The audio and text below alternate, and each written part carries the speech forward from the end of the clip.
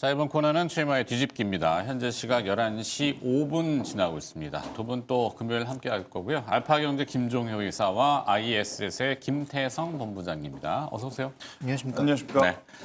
자, 첫 번째 뒤집기. 일단 시장은 강보합 수준까지 다시 올라왔어요. 조정이 싫다 이런 건가요? 반도체가 조정의 중심이었는데 반도체. 자, 이 반도체를 보려면은 뭐 크게는 매크로 거시경제를 봐야 될 거고 매크로 이슈는 사실 오늘 저녁에 이제 우리 미국의 지표. 네. 뭐 지표도 그렇지만 뭐 대법원 트럼프 판결 이건 진짜 모르겠고 매크로 빼고 그럼 마이크로는 업황인데 업황은 지금 뭐 누가 뭐라 그래도 거기 반도체에 대해서는 이견을 달 수 있는 상황은 아닌데 네. 다 좋아 보이잖아요. 조금 내려가서 그러면 개별 기업 봤을 때 필라델피아 반도체 지수는 어제 마이너스 1.8, 그다음에 엔비디아는 2% 조정. 거기 이제 반도체 현물 가격인 DXI는 계속 오르고 있고, 뭐 여기 꺾일 줄도 모르네요. 그냥 계속 오르고 있고. 그다음 마지막에 이제 마이크론 테크놀로지 정도 되잖아요. 마이크론 테크놀로지는 어제 3.6% 조정. 그런데도 우리 시장에서 오늘 보면은 조정 폭이 크진 않아요. 너무 걱정하실 필요 없다고 저는 먼저 말씀드리고 싶은 걱정하지 게 말라. 지금 M7 기업들은 지금 계속 경쟁 구도를 좀 만들어가는 분위기입니다. M7D로 하면 미국의 빅테크, 그렇죠. 매그니피센트 그러니까 우리나라를 제외하고 미국 기업들 기준으로 보면 NPU냐 GPU냐 네. 혹은 엔비디아냐 구글이냐 AMD냐 인텔이냐 뭐 퀄컴이냐 브로드컴이냐 이런 식으로 경쟁 구도를 좀 잡다 보니까 이제 풍선 효과라고 하죠. 한쪽이 줄어들면 한쪽으로 좀 수급이 몰리는 그런 현상들이 나타나고 있는 상황이고요. 시장 전체, 미국 시장 전체를 보더라도 기술주들이 약세를 보이면 간밤 같은 경우에는 소비자 관련주들이 굉장히 좋은 모습을 보였거든요. 네. 그러한 상황 속에 지금 수급 공방이 치열하게 나타나고 있는 거라고 좀 보시면 될 것 같아요. 근데 이걸 우리나라 시장에 대입을 해보면 우리나라는 뭐 A 대 B 할 게 없습니다. 그냥 삼성전자도 SK하이닉스도 그들의 싸움은 그들의 싸움대로 그들이 치열하게 계속 기술 발전을 하거나 수요가 늘어나게 되면 삼성전자도 좋고 SK하이닉스도 좋다. 이렇게 좀 보시는 게 맞을 것 같다는 생각이 들고 있고요. 우리나라 기업들의 가장 중요한 포인트는 결국엔 죄송합니다. 지금 DDR4, DDR5에 대한 가격 추이인 것 같습니다. 이 네. 가격의 추이가 빠르게 내려올 가능성은 없어 보입니다. 그렇다면 조정은 계속 매수의 기회. 그리고 이제 방향성에 대한 고민은 하실 필요는 없을 것 같고요. 아마 보유하고 계신 분들은 크게 걱정하실 필요는 없지만 계속 매도를 해오시면서 비중이 적으신 분들은 고민이 될 수밖에 없죠. 네. 지금이라도 다시 채워넣어야 되느냐 아니면 채워놔야 된다면 투톱을 사야 될 거냐 반도체 소부장을 사야 될 거냐 이 고민들을 좀 하실 것 같은데 저는 반도체 투톱을 우선적으로 먼저 말씀드려야 될 것 같고요. 그리고 어느 가격에 사는 것도 중요하겠지만 그것보다 더 중요한 건 올 한 해는 이 두 종목을 갖고 있느냐 갖고 있지 않느냐에 따라서 포트폴리오 운용에 대한 어떤 운신의 폭 자체가 달라질 수 있지 않겠는가라는 의견을 한번 드려보도록 하겠습니다. 자, 그렇죠. 보유한 분이냐, 아니면 보유하지 않은 투자자냐, 이거죠. 보유한 투자자는 뭐 걱정하지 말아라. 네. 근데 이제 보유하지 않고 관심은 있는데 언제쯤 저 참여를 해볼까. 그래서 조정을 기다리는 조정인데 더 조정이 내려갈 건지 아니면 짧은 조정으로 또 다시 랠리할 건지 아무도 모르지만 두 분의 이제 의견을 구가하는 거잖아요. 김종효 이사는 반도체 지금 어떻다고 생각하세요? 저는 뭐 신규 매수 관점이라면 반도체 ETF를 사시라고 말씀드리고 싶습니다. ETF를. 네, 종목 선택이 굉장히 어려울 거고 지금 구간에서는 뭐 저는 삼성전자, SK하이닉스 앞으로 올라갈 일이 더 많다고 보는데도 불구하고 지금 가격에 사시면 조금만 내려가도 흔들릴 거고 조금 올라가면 또 팔고 싶은 욕구도 생길 거고 판단하기가 어려울 거예요. 근데 네. 지금 우리가 이 시점에서 중요하게 봐야 되는 것은 작년에 이제 제가 뭐 엔비디아보다는 작년에는 삼성전자가 나을 것 같습니다라고 했다가 여기저기서 엄청나게 뭐 욕을 많이 먹었지만은 네. 저는 올해는 삼성전자, 하이닉스 뭐 당연히 그냥 킵고잉 하는 거고 새롭게 봐야 되는 게 뭐냐를 놓고 봤을 때는 저는 엔비디아의 알파마요를 봐야 된다고 생각하는 거죠. 엔비디아 알파마요가 뭐냐? 지금 유일하게 테슬라의 자율주행 FSD에 대응할 수 있는 자율주행 시스템인데 네, 이거 오픈소스로 공개하고 있잖아요. 그렇죠. 무료로 가져가서 너희들 하고 싶은 대로 한번 해봐 라고 다 주고 있는 거예요. 테슬라가 지금 당황스럽다고 뭐 얘기들 나오던데. 네, 그래서 지금 뭐 둘이 계속 주고 받았잖아요. 처음에 내놨을 때 테슬라가 그래 뭐 99% 쫓아올 수 있지만 1% 롱테일 잡는 거 어려울 걸 이라고 했더니 그걸 또 정말 쿨하게 젠슨 왕이 그 TV 방송과의 인터뷰에서 인정했잖아요. 네. 테슬라가 가장 상위는 맞다. 그다음에 뭐 그 굉장히 이제 뭐 존중한다라고 하면서 그 부족한 부분을 앞으로 뭐 채워나가겠다는 얘기를 하니까 뭐 일론 머스크도 살짝 꼬리 내려서 뭐 대단한 게 뭐 서로 칭찬해주면서 마무리는 냈는데 이 알파마이어를 처음 이제 시험한 건 벤츠지만 우리가 좀 살펴봐야 되는 건 삼성전자, 깐부해동 이런 것들을 한번 쭉 연결해서 생각해 보면 삼성전자의 비메모리와 그다음에 각종 센서류의 폭증과 이런 것들을 고민해야 되는 시기가 아닐까요? 그러니까 올해는 삼성전자, SK하이닉스 사는 것도 좋은데 그거 말고도 저는 자율주행 쪽에서의 새로운 길이 열릴 수 있기 때문에 세코닉스라는 종목이 뜬금없이 급등하는 현상이 나타나고 있는 거고 자화전자에 얼마 전에 급등과 급락이 나타났던 거고 그다음에 최근에 나무과 같은 종목군들의 움직임도 나타나고 있는 거라고 보고 있거든요. 그러니까 올해 우리가 주목해야 되는 것은 FSD 말고는 다른 대응책이 전혀 없을 것 같았던 시장이 애플에서 안드로이드가 대응하면서 삼성전자가 끼어들고 여기서 무언가 나온 것처럼 네. 이번에는 엔비디아 알파마이어로 인해서 이 시스템을 그대로 가져가면 삼성전자의 칩도 써야 되고 전장도 이제 전체적인 아키텍처가 존얼 아키텍처로 바뀌면서 존 전체를 포괄하는 그런 모듈들이 만들어질 가능성이 높아지는 거거든요. 그래서 최근에 LG전자의 하락은 저는 그 부분도 있다고 봅니다. 전장 누가 제일 잘해? LG전자였는데 삼성전자가 하만의 ZF의 전장 부분을 인수하면서 그것마저도 가져갈 가능성이 LG전자의 조정의 또 하나의 이유라고 보고 있거든요. 그러니까 그런 측면에서 놓고 봤을 때 보면 우리가 지금 봐야 되는 건 혹시 잊혀진 센서 기업은 없나? 이런 부분들 좀 찾아봐야 되고 엔비디아 알파마와 함께 갈 수 있는 기업을 본다면 그러면 올해 현대차하고 삼성전자 없으면 제가 보기에 올해 시장 수익률을 비트할 수는 없다 이렇게 보고 있습니다. 자, 어떻게 됐건 김종효 이사의 논점은 반도체의 응용과 또 영역의 확장 이런 거 같아요. 반도체 뭐 사실 조선 방산 뭐 오늘 얘기 많이 하지만 배에도 이제 노조 다니는 배가 아니잖아요. 뭐 엔진만 돌리는 게 아니라 거기도 이제 반도체 집약체가 될 수 있고 무인으로 뭐 움직일 수도 있는 부분이고 방산도 마찬가지고 예전에 뭐 총 쏘는데 반도체는 사실 필요 없었거든요. 거기다 뭐 반도체 껴봐야 뭐 어느 정도 제약이 있는데 이제는 전쟁 자체도 달라지는 형태. 이것도 반도체가 뭐 무수한 덩어리로 들어갈 수 있는 형태고. 아니, 그리고 이번에 그 CES에서 네. 제일 무서웠던 건 뭐 엔비디아 이런 쪽에 모이는 건 우리가 이제 우리 좋은 것만 찾아봐서 그런 거지. 네. 제일 무서웠던 건 중국 그 로봇들의 움직임이 너무 무서운 거 아니에요? 그 로봇이 쿵푸하고 이런 게 무서운 게 아니고 그 로봇의 생태계가 중국에는 이미 너무도 탄탄하게 갖춰져 있고 네. 그다음에 지금 소프트웨어, 서비스, 하드웨어가 동시다발적으로 지금 발전하고 있다는 게 무서운 거죠. 근데 거기에 대응하려는 반대쪽 입장에서는 없어요. 뭐가 만드는 업체도 없고 실제로 준비되어 있는 게 별로 없다는 얘기죠. 네. 그러니까 이제 거기서 한국 기업들이 뭔가 역할을 할 수 있다라는 관점에서 우리가 모멘텀을 주고 있는 거니까 저는 지금부터 주목해봐야 될 건 삼성전자, 현대차, 뭐 SK하이닉스 이건 그냥 당연한 것들이고 네. 그냥 킵고잉 해야 되는 것들이고 네. 새로 사기 부담스럽다면 이런 센서류를 포함한 알파마이어 영역에 들어갈 수 있는 그런 종목군들을 지금부터 좀 찾아봐야 되는 게 아닌가. 이미 주가는 오르고 있지만. 오케이. 자, 근데 너무 좋은 것들과 계속 확장, 거기에 이익까지 지금 뭐 놀라울 정도로 나오잖아요. 숫자까지 붙고 있고 또 신제품 막 얘기들 하고. 근데 이제 너무 좋을 때 뭔가 자꾸 이제 경계를 하게 되는 본능인 것 같긴 한데 그거죠. 이 핵심에 대한 그러니까 어떻게 보면은 디램의 글로벌 1, 2, 3가 삼성전자, SK하이닉스, 마이크론 테크놀로지 이렇게 다 공공연하게 알려졌잖아요. 삼성과 하이닉스는 우리나라, 마이크론은 미국. 그러면 미국 입장에서 특히 이제 트럼프 체제 하에서 그냥 저거를 잘 좋게 어유 잘하네라고 계속 보여줄 거 아닌가. 그리고 또 뭐 물론 관세 이슈가 있긴 합니다만 지금 뭐 테크플레이션이라고 하는 거, 그러니까 가격들이 지금 전자제품 가격들부터 해서 계속 오르잖아요. 반도체 가격이 오르니까. 그러면 인플레이션과 연관지었을 때 트럼프 대통령이 좋게 볼까? 이런 것들. 약간 좀 제가 좀 삐딱하게 보는 경향들이 좀 있긴 한데 어떨까? 그런 쪽의 리스크는 없을까요? 보이는 대로만 보자. 보이는 대로만. 나중에 뭔가의 큰 변동성이 생길 만한 트리거 이슈가 나왔을 때 고민은 그때 가서 하는 게 맞을 것 같고요.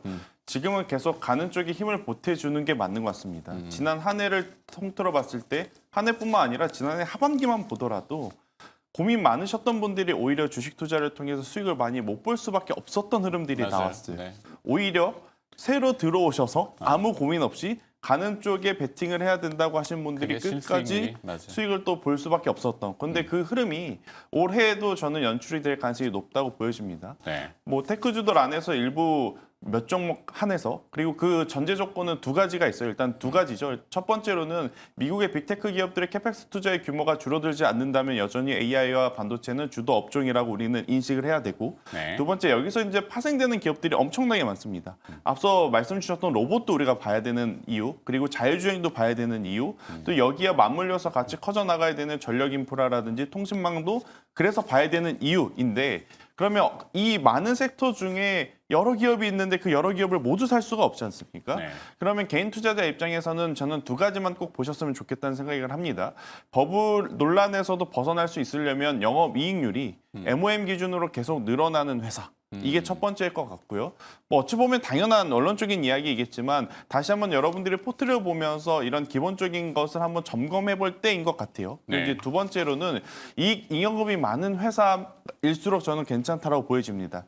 지금은 우리나라 기준 시장에서 대내의 변수 중에 하나 또 긍정적으로 작용할 건 결국엔 주주환원 정책을 누가 더 강하게 빠르게 해줄 수 있겠느냐 이 부분도 또 하나의 포인트이거든요. 그렇다면 이익 잉여금이 많은 기업일수록 주주환원 정책에 적극적으로 가담해줄 가능성이 높지 않겠는가라는 생각이 들어서 지금은 포트에 종목이 정말 수십 종목을 가지고 있으신 분들보다 여기서 추려서 압축을 해놓는 작업을 우리가 그 기준을 한번 마련하는 시기가 되어야 되지 않을까라는 의견 한번 드려보도록 네. 하겠습니다.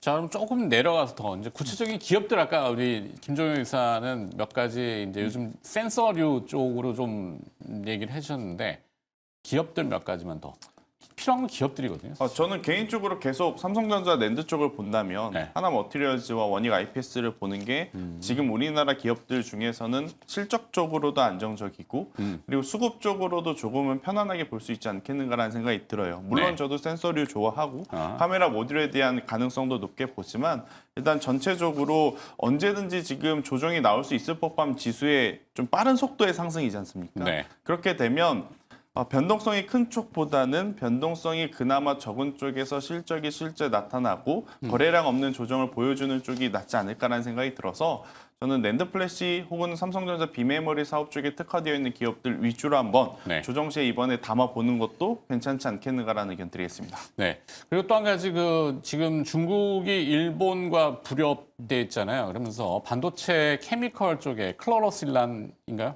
기억이 맞는지 모르겠는데 증착에 쓰이는 아마 케미컬로 제가 알고 있는데 클로로실란에 대한 중국 내의 반입에 대해서 반덤핑 조사. 그러면 상대적으로 국내의 케미컬 동진 세미캠 얘기들을 꺼내던데 연관성이 직접적으로 있는지는 저도 잘 모르겠어요. 뭐 아무래도 이제 동진세미캠은 원래 잘하던 쪽이 있으니까 PR. 이제 네, 뭐 그런 쪽에 이제 뭐 가능성이 있지 않을까를 보면서 계속 이제 최근에 급등락을 반복하고 있던데 그런 소재 쪽도 이렇게 누군가 계속 심각하게 싸우게 되면 우리 쪽으로 돌아올 수 있는 수혜는 있지만 본류는 삼성전자 하이닉스에 가고 있다는 측면에서 본류를 제외한 나머지의 플러스 알파를 너무 강조할 필요는 없다라고 봅니다. 그래서 네. 저는 뭐 소재 쪽에 그 케미컬 쪽의 대표 기업들, 뭐 ENF 테크놀로지나 한솔 케미칼 뭐 계속 좋게 말씀드려 왔고, 뭐 동진 세미캠도 전반적으로 공장이 늘어나면 자연스럽게 좋아지는 거고, 저평가되어 있는 원익 QNC도 뭐 자연스럽게 저는 좋아질 수 있다 이렇게 좀 보고 있기 때문에 네. 뭐 주가만 보면 원익 QNC가 가장 매력적으로 보이지만 탄력을 고려한다면 앞단에 있는 종목군들을 좀 고려해 볼 필요가 있고요.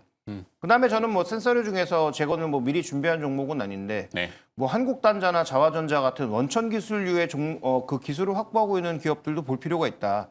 소위 얘기하는 진동자, 그다음에 뭐 그 옵티컬 이미지의 스테빌라이저 이런 것들이 앞으로 점점 더 중요해질 가능성이 높다라는 거죠. 자, 우리가 생각해 보면 드론도 봐야 되죠. 네. 그다음에 지금 자동차도 더 많이 봐야 됩니다. 그러면 거의 모든 것들이 이동하고 있기 때문에 생각보다 굉장히 많은 움직임을 보여주고 있단 말이죠.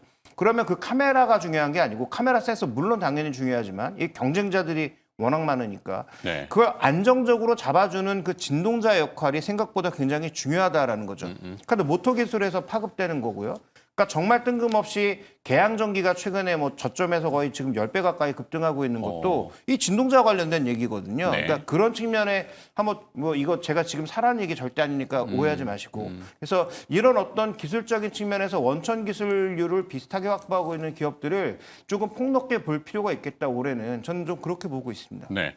김태승 본부장은 또 기업 몇 가지 더 보시면 그러니까 아까 뭐 얘기하시긴 했는데. 네, 일단 저는 뭐 새로운 기업은 앞서 이제 의사님께서 말씀하셨기 때문에 기존에 네. 우리가 봤던 소재 부품 장비단에서 저는 장비단은 한미 반도체를 제외하고는 나중에 보자라는 주의거든요. 네. 아무래도 이제 뭐 증설 이야기는 원론적인 증설 그 규모만 나올 뿐이지 누구 하나 좀 공격적인 증설에 대한 이야기를 할 가능성이 높아서 굳이 소부장 중에서 본다면 장비주는 나중에 봐도 괜찮다.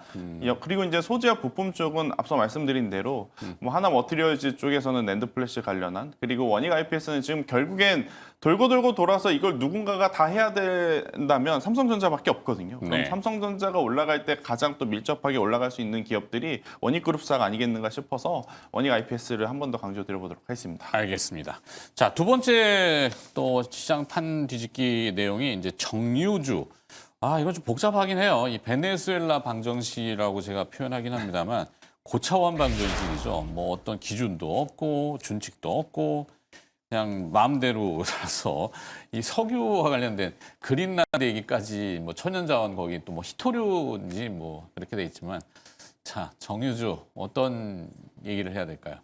뭐 제 생각의 핵심은 실적은 계속 좋아지고 있었는데 최근 들어서 유가 변동성에 조금 민감해졌고 그다음에 지금 우리나라 정유화학 산업의 구조 조정이 아직 울산이 정리가 안 됐잖아요. 네. 그 울산이 정리가 안 되는 건 S-오일 때문이죠. S-오일의 이 샤인 프로젝트는 원가 기준에서 충분히 메리트가 있고 지금 샤인 프로젝트에 구조 투자했는데 지금 S-오일 시총이 구조예요. 그러니까 구조 투자한 걸 투자가 끝나서 가동하기도 전에 줄여야 될 위험에 빠져 있으니까 S-오일은 지금 뭐 정부가 나서고 있는 이 구조 조정에 동참하기는 너무 억울하다고 생각하는 거고 또 근데 상대방 측에서는 어차피 저기서 안 하면 우리 다 같이 힘들어지는 상황이니까 압력을 넣고 있는 상황이라서 최근 잘 나가던 S-오일 주가가 주춤거리고 있는 건 실적발이 아닌 이런 구조조정 이슈에 여러 가지가 지금 얽히고 설켜 있다라고 보는데요.